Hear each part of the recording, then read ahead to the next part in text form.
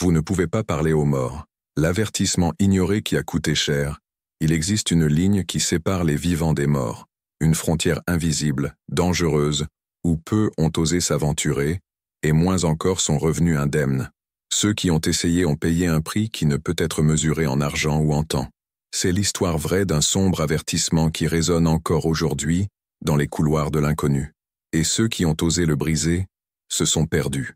Au plus fort de la guerre froide, un nom gagnait en puissance dans les coulisses du pouvoir soviétique, Djouna Davitashvili, la première médium officiellement reconnue par l'URSS.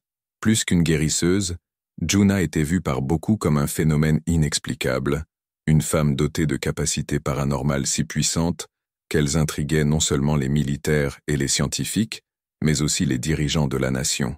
Son don lui a valu d'être appelée la voyante du KGB, mais il y avait quelque chose qu'elle répétait inlassablement. N'essayez jamais de parler aux morts. Cette connexion exige un prix que vous n'êtes peut-être pas prêt à payer. Elle le disait comme un avertissement. Mais un jour, même elle n'a pas pu suivre ce conseil. Et c'est là que tout s'est effondré. Un don, une malédiction. Depuis toute petite, Djouna savait qu'il y avait quelque chose de différent en elle. Elle n'a jamais eu peur de l'invisible. Même lorsque, enfant, elle a vu pour la première fois une apparition aussi vivante qu'un être humain. Au lieu de fuir, elle est restée paralysée, fixant ce qui n'appartenait plus au monde des vivants. Et à ce moment-là, elle a compris quelque chose de profond. Le corps meurt, mais l'âme demeure. Au fil des ans, ses capacités ont fleuri. Elle guérissait avec ses mains, voyait l'avenir, diagnostiquait des maladies sans aucun examen. Les scientifiques ont tenté de la déchiffrer. Les médecins étaient perplexes. Beaucoup la vénéraient comme une sainte moderne. D'autres la traitaient de charlatan. Mais personne ne restait indifférent après avoir été en présence de Djouna. La femme mystérieuse, au regard magnétique et à la posture ferme, affirmait qu'elle pouvait toucher d'autres dimensions, mais elle précisait que le contact avec le monde des morts n'était pas pour tout le monde. Vous pouvez ouvrir la porte, disait-elle, mais elle pourrait ne plus se refermer. L'héritage d'un père prophétique. L'homme le plus important de sa vie fut son père, Sardes. Djouna croyait avoir hérité de lui son don surnaturel. Sardes était un visionnaire silencieux, un homme qui prévoyait l'avenir avec une précision effrayante, mais n'utilisait ce don que pour aider ceux qu'il aimait. Un soir, devant des amis, il annonça sa propre mort. « Dans 4 semaines, je partirai. » Tous rirent, pensant que c'était une blague. Un ami plaisanta même. « Sans toi, ce groupe va devenir ennuyeux. » Sardes sourit, mais rétorqua « Ne soyez pas triste. Dans 6 mois, nous nous reverrons. » Un autre ami, déjà âgé, se montra inquiet. Sardes le rassura. « Tu vivras encore 10 ans. » Et il en fut ainsi, comme si le temps obéissait à sa parole.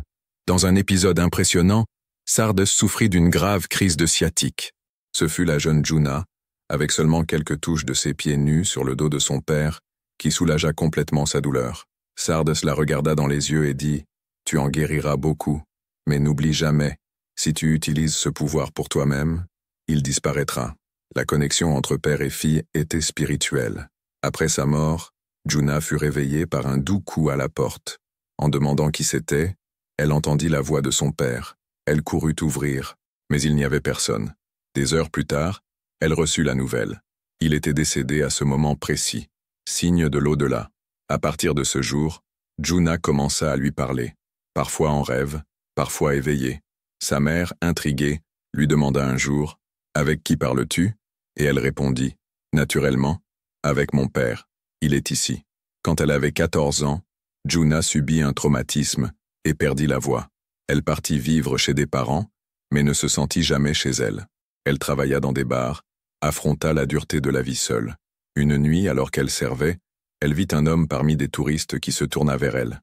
Son visage était identique à celui de son père décédé. Sans même bouger les lèvres, elle entendit distinctement « Tu te trompes, ma fille. N'oublie pas ton but. » Elle tenta d'ignorer cela, mais cette même nuit, elle eut une vision. Elle flottait dans les airs, au milieu des nuages. Elle vit une colline, et là, un vieil homme l'attendait. À ses côtés, un jeune homme mourait dans la haute herbe. Le vieil homme lui ordonna « Pose ta main sur ses côtes. » Elle obéit. Une énergie surnaturelle parcourut son corps.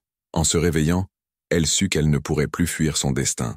Mon don était réel, et je devais l'utiliser. La guérison était mon appel. La chute d'une maîtresse.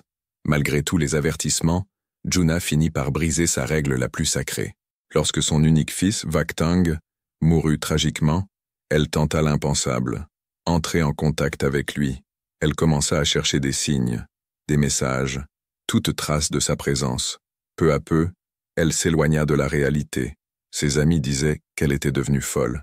Elle-même admit « Je n'appartiens plus à ce monde. Je suis entre les deux. Je vis par inertie. » Peut-être voulait-elle protéger les autres. Peut-être savait-elle que quiconque franchit cette ligne ne revient pas entier. Le fait est qu'elle, qui avait tant averti le monde de ne pas parler aux morts, finit par succomber à sa propre douleur. Wolf Messing, le maître de l'avertissement final. Un autre homme qui laissa également un avertissement fut le légendaire Wolf Messing, considéré comme le plus grand mentaliste de l'URSS. Mentor de Juna, il lisait les pensées, devinait les destins et défiait la logique devant les foules. Mais même lui disait « Quand je mourrai, ne me cherchez pas. N'essayez jamais de m'appeler de l'au-delà. » Cependant, dans les dernières années de sa vie, Messing commença à entendre des voix qu'il croyait appartenir aux morts. Il écrivit ses expériences dans des journaux secrets. Et lors d'une présentation, il révéla quelque chose qui choqua le public. Un homme de l'assistance demanda de ses parents. Messing regarda, désigna une dame au milieu de la foule. « Votre mère est là. » Puis il ajouta « Votre père est mort. Il veut vous dire quelque chose. » Messing le fit appeler après le spectacle. Il lui dit que son père voulait la paix et lui demandait d'aller sur sa tombe. Il lui donna le nom d'un village que l'homme ne connaissait même pas. Quand il y alla, il trouva son nom de famille gravé sur la pierre tombale. La mort annoncée. Messing prévoyait aussi la mort avec précision. Il annonça la date exacte du départ de sa femme, Aïda. Quand elle mourut, il pleura profondément, mais ne la traita jamais comme quelqu'un qui était parti. Elle n'est pas morte. Elle m'attend. Dans les derniers jours, Messing refusa les visites. Il dit qu'il devait parler à quelqu'un. Cette nuit-là, il marcha de pièce en pièce. Il dit avoir entendu « Tu as fait tout ce que tu pouvais. Maintenant viens ». Il fut hospitalisé. L'opération fut un succès. Mais peu après, il s'effondra. Il laissa sa dernière lettre. « Aujourd'hui, je meurs. Je n'attendrai plus. » La dernière leçon. Messing disait toujours « La mort n'est pas la fin, mais jouer avec elle avant l'heure peut vous effacer de ce monde pour toujours. » Il croyait que l'âme ne se réincarne que si elle échoue dans sa mission, que les fils qui nous lient aux vivants ne se brisent jamais. Mais si vous tendez la main de l'autre côté, vous pourriez être entraîné dans un endroit sans retour. Le monde spirituel existe, mais il n'a pas été fait pour être envahi.